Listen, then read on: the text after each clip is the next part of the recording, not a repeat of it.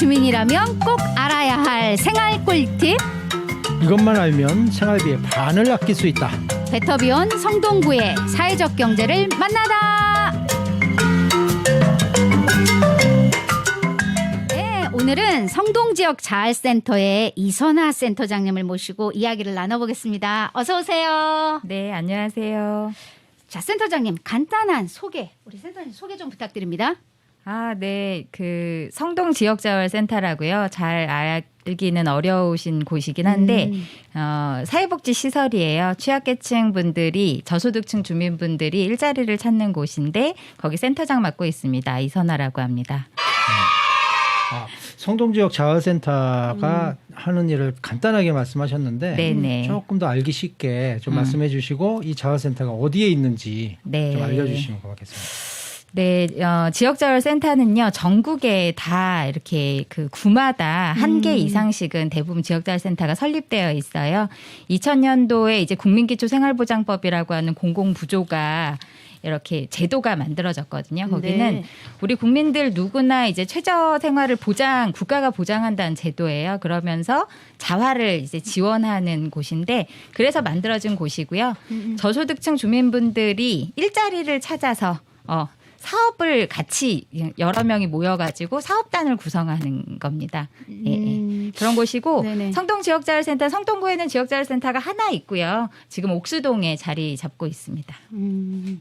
그러면 주로 성동자활센터에는 어떤 분들이 찾아오시나요?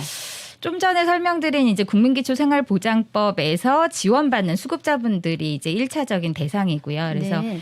우선 그러니까 저소득층 주민이다라고 하는 거죠. 그래서 기초생활보장법의 수급자분들 그리고 우리 이제 기준 중위소득이 그러니까 중위소득이라고 50%까지 차상위 계층까지 참여하실 수가 있습니다. 그 지금 얘기하셨는데 소득 이렇게 얘기하셨잖아요. 그거를 좀 조금 더 쉽게 말씀해 주실 수 있을까요? 좀 어렵죠. 네. 그래서 우리 요번에 왜 코로나19 때문에도 무슨 재난지원금을 주는데 뭐 소득의 몇 프로까지 주냐 이런 막 얘기들이 있었잖아요. 네네. 그래서 중위소득이라고 하는 게 우리나라 그러니까 예를 들면 모든 소득이 있는 우리나라 국민들을 쭉 줄 세웠을 때 네. 100명이라 치면 50번째 되는 소득이 이제 중위소득이란 개념인데 네. 그 중위소득을 이제 기준 중위소득이라고 해요. 그걸 1년에 한 번씩 발표를 해요. 그 중위소득의 50% 미만의 저소득층 주민분들이 참여할 수 있는 사업이다 이렇게 보시면 될 것 같습니다. 어렵죠? 에피소드라고 할 건 좀 그렇고 성동지역자활센터도 올해 20년이 됐어요. 저희한테 오시는 분들은 대부분 정말 힘들 때 오세요.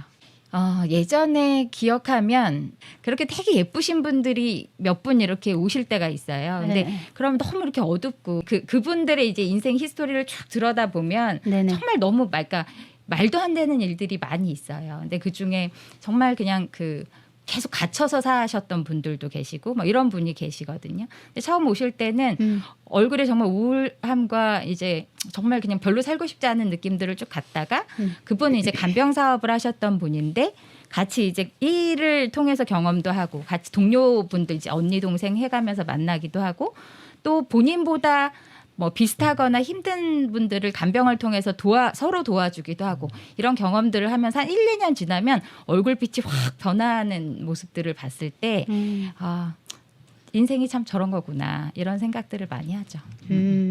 모든 저희가 16개 사업이 있어요. 우와, 16개. 사업단이 많기 때문에 하나하나 사업마다 굉장히 중요하고 거기 하나하나 사업마다 목표가 있고 이렇긴 합니다만 오늘 좀 소개드리고 싶은 거는 두 가지인데 하나는 이제 카페 사업을 해요. 저희가 코로나19가 시작되면서부터는 매장에서 운영은 하지 않고 이제 케이터링 사업을 중심으로 하거든요. 배달이나 케이터링 사업을 중심으로 해서 다온이라고 하는 카페가 운영되고 있고 또 하나는 요즘에 이제 코로나19 때문에도 더 중요한 소독 방역에 대한 사업을 저희가 진행하고 있어요. 청소하고 소독 방역 사업을 올해 이제 본격적으로 진행하면서 더 여러 공공시설이나 아니면 지금 사회적 경제 기업들 그리고 더 넓게는 뭐 그냥 우리 성동구 구민들이라면 누구나 이용할 수 있는 사업이지 않을까 이렇게 생각이 듭니다. 성동지역 자활센터에 이렇게 일하시게 됐어요. 그것도 궁금해요. 저요? 네. 저는 사실은 그 센터장으로는 작년 초에 왔어요. 그러니까 지금 이제 센터장 된 거는 1년 9개월 이렇게 됐네요. 근데 원래 이제 성동자리 생긴 게 아까 2000년도라고 네네. 말씀드렸잖아요. 그때 실무자로 첫 시작을 했어요. 아, 그때는 실무자. 네. 그때 이제 처음 오픈됐었으니까 네네. 저는 네. 자활 사업이 되게 매력적인 사업이라고 생각해요. 그러니까 그 20년 전에도 우리나라에 사실은 이렇게 그러니까 가난하신 분들하고 같이 뭔가를 그러니까 힘을 서로 간에 키워간다라고 해야 되나? 이런 뭐 당시에는 더 그런 사업이 없었고 그런 조직이 없었어요. 자활 사업이 사실은 뭐 예를 들면 너무 어려우신 분, 장애인분이나 노인분이나 그러니까 우리가 누구나 도와줘야 된다라고 생각하는 사람들을 도와주는 다른 사회복지보다 일할 수 있는데 일하기가 어려운 사람들하고 함께 뭔가를 만들어가는 그런 사업은 거의 없거든요. 그런 네. 조직을 만들기가 어려운데 그만큼 좀 의미나 가치나 재미가 있는 사업이라고 생각해서 왔고 그렇게 어떻게 보면 20년 동안 자활 실무자로서의 역할을 했던 거죠. 뭐 어려운 거요. 네. 어려운 건 많죠. 근데 다른 어떤 사회적 경제를 함께하는 곳보다 자활이 좀 어려운 건 무거움이 있어요. 뭐냐면 전 자활 사업은 이제 복지와 일자리가 결합된 사업이에요. 근데 이 일자리라고 하는 건 모든 사람에게 그렇지만 사실 내가 인생에 있어서 내가 갖고 있는 일, 직업은 굉장히 중요한 거잖아요. 내가 중요하고 내가 그래서 살만하다라고 하는 걸 느끼게 하는 게 일이라고 생각하는데 그 일을 센터가 하는 거잖아요. 네네. 같이 만드는 거고 그러니까 그 한 사람 한 사람이 살만할 수 있게 하는 게 무겁죠. 그렇죠, 무겁죠. 네, 그게 이제 어떻게 보면은 자활센터 센터장으로 제일 어려운 일이라고 생각해요. 성동 지역 자활센터는 어떻게 뭐뭐가 되고 싶다. 혹은 나도 이렇게 같이 하고자 하는 뭐 목표나 포부 있으세요? 이게 그냥 지금까지 사실 말씀드린 포인트는 다 드린 것 같은데 저소득 주민분들이 이렇게 힘을 갖게 하는 센터였으면 좋겠어요. 그러니까 보통 그 인파워먼트 역량 강화된다. 저소득 주민분들이 인파워먼트 될 수 있는 기관. 그걸 이제 건강한 일을 통해서 만드는 기관이 이제 저희의 사명이기도 하고 정말 그런 기관으로서의 위상을 만드는 건데 그렇게 하기 위해서는 사실 사회적 경제 조직들이 다 연합하고 협력하고 해야 되는 부분이라고 생각하거든요. 그래서 사회적 경제 기업들이 일반 기업하고의 다른 거는 사회적 목적을 갖는 거잖아요. 그렇죠. 사회적 가치를 추구하는 거고 그 목적을 위해서 이제 기업들이 운영되는 건데 그 중에 저는 가장 중요한 게 이런 저소득 주민분들의 일자리고 그 삶의 질이 향상되는 부분이라고 생각해요. 그래서 그거를 저희 뭐 자활센터만이 아니라 우리 성동구에 있는 다양한 사회적 경제 기업들이나 네. 같이 이제 협력해서 그런 걸 만들어 나가는 모델을 만드는 기관. 그럼 사회적 경제 기업들을 협력을 조직하고 그걸 통해 가지고 뭐 아주 멋진 일자리를 만들어 나가는 그런 기관이 됐으면 좋겠다. 그런 센터가 됐으면 좋겠다라고 한 바람입니다. 우리나라가 사실 그 복지 제도가 굉장히 많이 이 짧은 시간 안에 그러니까 짧다면 짧은 거죠. 한 20년 안에 굉장히 많이 발전한 것 같아요. 그래서 사실 지금도 너무 어려우시지만 뭔가 어려움에 처했을 때 어떤 제도가 있는지를 좀 찾아보시면 좋겠다 라는 생각이 들고요. 어떻게 하나하나의 케이스마다 말씀드릴 수는 없지만 그래도 많이 있다.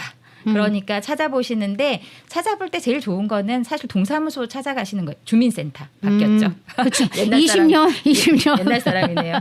주민센터에 찾아가셔서 네. 거기 이제 사회복지를 담당하시는 공무원들이 계세요. 네. 되게 고생하시는 분들이죠. 네네네. 가서 내가 받을 수 있는 혜택이 뭔지를 좀 이렇게 상담해 보시는 게 좋고 지역자활센터에 오실 수 있는 것도 저희한테 바로 오실 수 있는 게 아니에요. 그런 주민센터에 가시고 구청이나 이렇게 상담을 통해서 대상이 됐을 때 찾아오실 수가 있으세요. 그래서 내가 지금 이런 상황인데 우리가 어떤 지원을 받을 수 있는지 이런 것들 한번 하시고 얘기 들었을 때 이런 자활사업에 참여하실 수도 있다는데 가능한지 이런 걸 문의하시면 그쪽에서 잘 안내를 해주실 겁니다. 아, 그러니까 지금 센터장님 말씀은 일단 내가 살고 있는 지역에 주민센터에 사회복지사를 찾고 그렇죠. 나의 문제를 의논하고 상담해서 네, 네. 그 상담한 내용을 토대로 해서 이것이 자활센터로 연계되면 이제 맞습니다. 네, 이렇게 얘기하다 보니까 벌써 마무리할 시간이 다 되었네요. 지금이 아무래도 그렇죠. 우리가 코로나19로 많은 분들이 일자리를 또 잃게 되고 그리고 여러모로 어려움이 많은 시기이잖아요.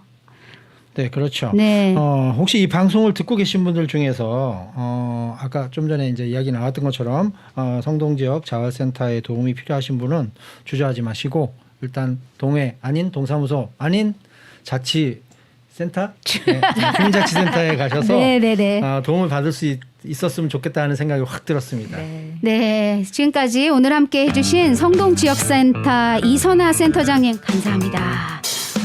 저희들은 오늘의 베터비온 여기서 마무리하도록 하겠습니다. 감사합니다. 조기 앞에 보시고 한번 우리 손 한번 들어줄까요? 자, 안녕. 감사합니다.